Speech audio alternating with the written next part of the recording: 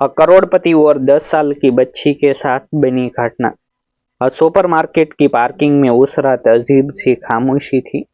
मुंबई की आम ठंड नहीं थी, वो कड़ाके की सर्द हवा थी जो अमीरों की गाड़ियों के शीशों से टकरा कर लौट जाती है लेकिन गरीबों की हड्डियों तक उतर जाती है। समसमाती लाइटों के नीचे खड़ी महंगी कारों की कतार के बीच जब एक काले रंग की लग्जरी कार आकर रोकी तो ड्राइवर ने तुरंत दरवाजा खोला। उसी पल एक कांपती हुई पतली सी आवाज अंधेरे को चीरती हुई गूंज उठी, हाँ साहब, एक स्वेटर दिला दीजिए, जब मैं बड़ी हो जाऊंगी तो पैसे लौटा दूंगी। कार से उतरते हुए आदमी चौंक गया। वो देश के जाने माने बिजनेसमैन अदित मल्होत्रा था। करोड़ों की कंपनी, अखबारों में नाम, सोशल मीडिया पर तस्वीरें, लेकिन आज पहली बार किसी ने उससे ऐसे कुछ मांगा था। उसने पलट कर देखा। पार्किंग के एक कोने में लाइट की आधी रोशनी और आधे अंधेरे के बीच करीब 10 साल की एक बच्ची खड़ी थी। उसके फटे पुराने कपड़े सर्द हवा में फफड़ा रहे थे। उसकी गोद में एक छोटा सा बच्चा था जैसे उसने एक घिसी हुई चादर में लपेट रखा था। अदित ने गंभीर आवाज में कहा, अभी जो कहा जरा दोबारा कहना। बच्ची और ज्यादा सिकुड़ गई और उसके होंठ नीले पड़ चुके थे। कांपती हुई आवाज में बोली, साहब, मेरे भाई को बहुत ठंड लग रही है, उसे बुखार भी है, अगर एक स्वेटर मिल जाए, बस एक। इस बार उसकी आवाज में डर नहीं, मजबूरी थी। अदित की नजर उस छोटे बच्चे पर टेक गई। बच्चा बेसुध सा था, आंखें अधमूंदी, सांस तेज। वो दृश्य किसी स्लो मोशन फिल्म की तरह उसके सामने ठहर गया। इस बच्ची का नाम था काव्या और गोद में पड़ा उसका 3 साल का भाई मोहन। अदित के लिए ये कोई आम रात नहीं थी। कुछ ही घंटे पहले वो एक बड़ी डील साइन करके निकला था। करोड़ों का फायदा, जश्न की तैयारी। लेकिन इस पार्किंग में खड़ी ये बच्ची उसकी पूरी दुनिया को हिला देने वाली थी। तुम यहाँ क्या कर रही हो? अदित ने पूछा।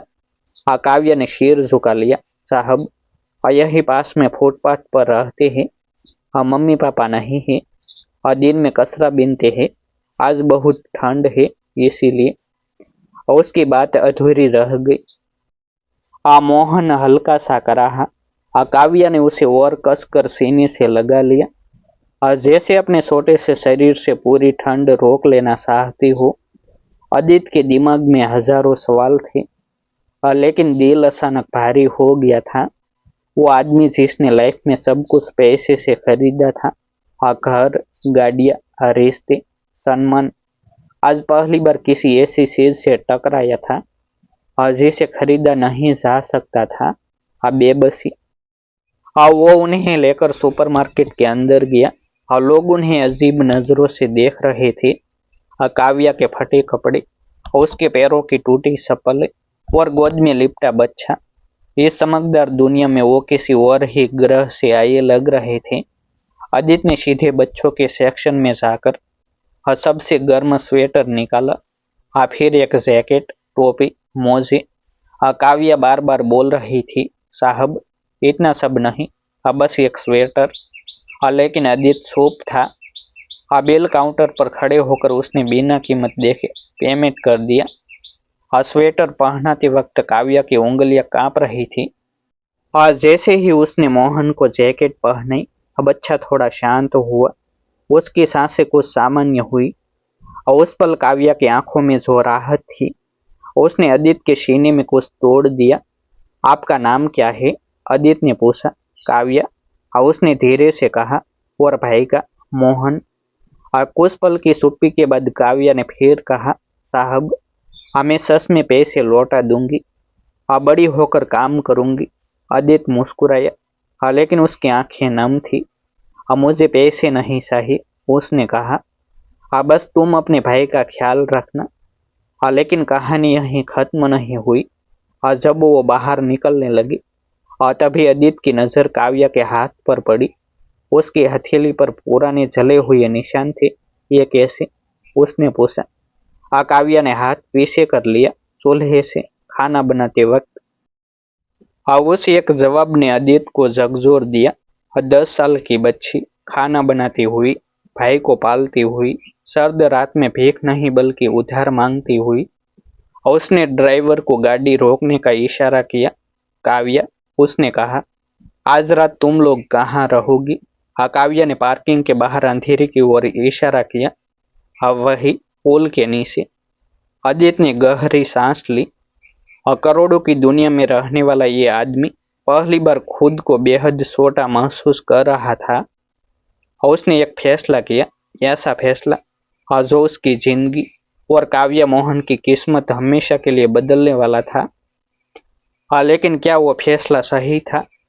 क्या एक रात की मदद से इन बच्चों की जिंदगी बदल पाएगी? या ये कहानी सिर्फ शुरुआत है उस सच्चाई की जिसे जानकर अदित की पूरी दुनिया उलट जाएगी।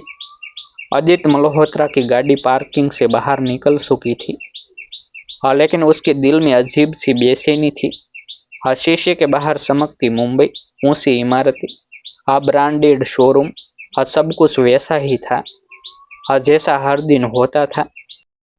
लेकिन आज उसे कुछ भी अपना नहीं लग रहा था।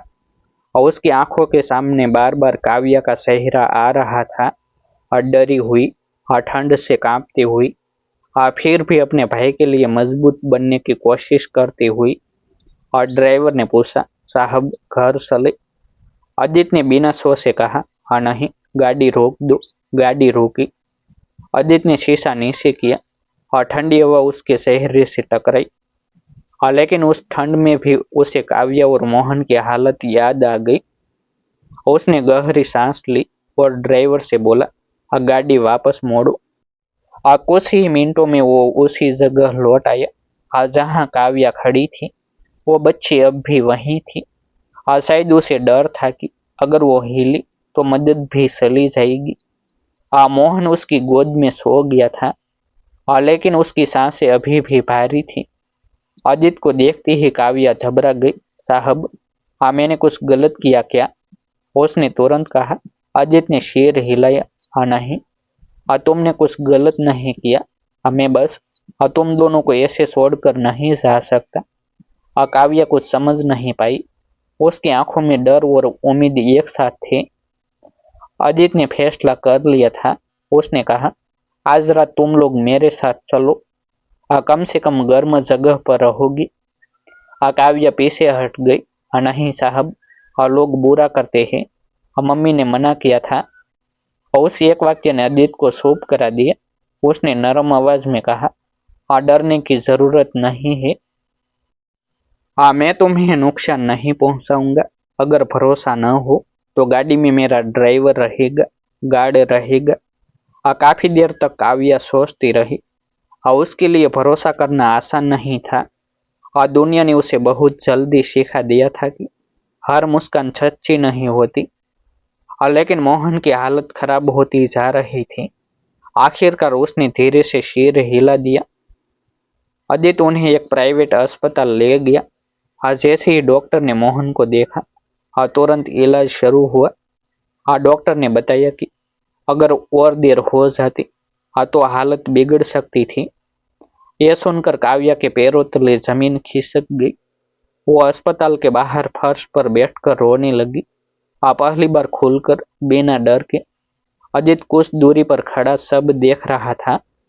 उसे एहसास हुआ कि उसने जिंदगी में कभी ऐसा डर नहीं देखा था जैसा इस बच्ची की आंखों में था। इलाज के बाद मोहन को दवाइयां दी गई और उसे गर्म बेड पर सुलाया गया। उसकी सांसें अब सामान्य थी। डॉक्टर ने कहा, बच्चा बच गया है। ये शब्द काव्या के लिए किसी वरदान से कम नहीं थे। उसने पहली बार अदित की तरफ देखा और धीमे से बोली, धन्यवाद साहब। भगवान आपको अच्छा रखे। उस रात अदित उन्हें अपने गेस्ट हाउस ले गया। काव्या ने कभी इतनी साफ चादर, इतना शांत कमरा नहीं देखा था। वो डरते डरते हर चीज को छू रही थी, जैसे कहीं सपना टूट न जाए। मोहन गहरी नींद में चला गया। काव्या चुपचाप खिड़की के पास बैठी थी। बाहर सड़क की लाइटें दिख रही थी। उसने कहा, साहब, आप बहुत अमीर हो न? आदित्य हल्का सा मुस्कुराया। हाँ, लोग यही कहते हैं। तो फिर आप हम जैसे लोगों की मदद क्यों कर रहे हो? यह सवाल सीधा दिल पर लगा। आदित्य ने कुछ पल सोचा, फिर कहा, शायद इसीलिए, क्योंकि आज तुम्हें देखकर मुझे समझ आया कि अमीर होने का मतलब सिर्फ पैसा नहीं होता। काव्या ने अपनी कहानी सुनानी शुरू की। कैसे उसके माता पिता एक हादसे में चले गए, कैसे रिश्तेदारों ने मुंह फेर लिया, कैसे वो फुटपाथ पर आ गई, कचरा बीनना, होटल में झूठे बर्तन धोना और हर रात डर में सोना, ये उसकी जिंदगी बन चुकी थी। अदित की आंखें भर आई। उसे अपनी बचपन की तस्वीर याद आई। महंगे स्कूल, असुरक्षित घर, माँ पापा की गोद। पहली बार उसे अपने सौभाग्य पर शर्म महसूस हुई। अगले दिन सुबह अदित ने एक और फैसला लिया। उसने काव्या से कहा, मैं चाहता हूँ कि तुम पढ़ो। काव्या चौंक गई। मैं स्कूल? हाँ। तुम बहुत समझदार हो। तुम्हें मौका मिलना चाहिए। काव्या की आंखों में चमक आ गई, लेकिन तुरंत बूझ भी गई। पर मैं अपने भाई को छोड़ नहीं सकती। अदित ने कहा, मोहन भी तुम्हारे साथ रहेगा। मैं दोनों की जिम्मेदारी लूंगा। यह सुनकर काव्या रो पड़ी। उसने अदित के पैर छूने चाहे, लेकिन अदित ने उसे रोक लिया। नहीं, तुम किसी के आगे झुको मत। बस मेहनत करना। लेकिन कहानी में अभी भी एक मोड़ बाकी था। समाज इतना आसान नहीं होता। अदित के इस फैसले ने उसकी जिंदगी में तूफान ला दिया। रिश्तेदार, बिजनेस पार्टनर, यहाँ तक कि मीडिया भी सवाल उठाने वाला था। क्या एक करोड़पति की जिंदगी में दो फुटपाथ के बच्चे जगह बना पाएंगे? क्या ये मदद सिर्फ दया थी या एक नई शुरुआत? इन सवालों के जवाब अभी बाकी थे, क्योंकि असली लड़ाई अब शुरू होने वाली थी। अगर आपको यह सच्ची भावना से जुड़ी कहानी पसंद आई हो, तो इस वीडियो को लाइक जरूर करें, ताकि ऐसी और कहानियां आप तक पहुंचती रहे। इसे शेयर करें उन लोगों के साथ, जिनका दिल अभी भी इंसानियत पर विश्वास करता है। हमारे चैनल को सब्सक्राइब करें और बेल आइकन दबाएं, ताकि अगली कहानी का नोटिफिकेशन आप मिस न करें। आपका एक लाइक किसी काव्या और मोहन की जिंदगी बदल सकता है। मिलते हैं अगली दमदार कहानी के साथ। तब तक याद रखिए, इंसानियत ही सबसे बड़ी दौलत है। फिर मिलते हैं एक नई स्टोरी के साथ। जय हिंद, जय भारत। वीडियो को हाइप करें।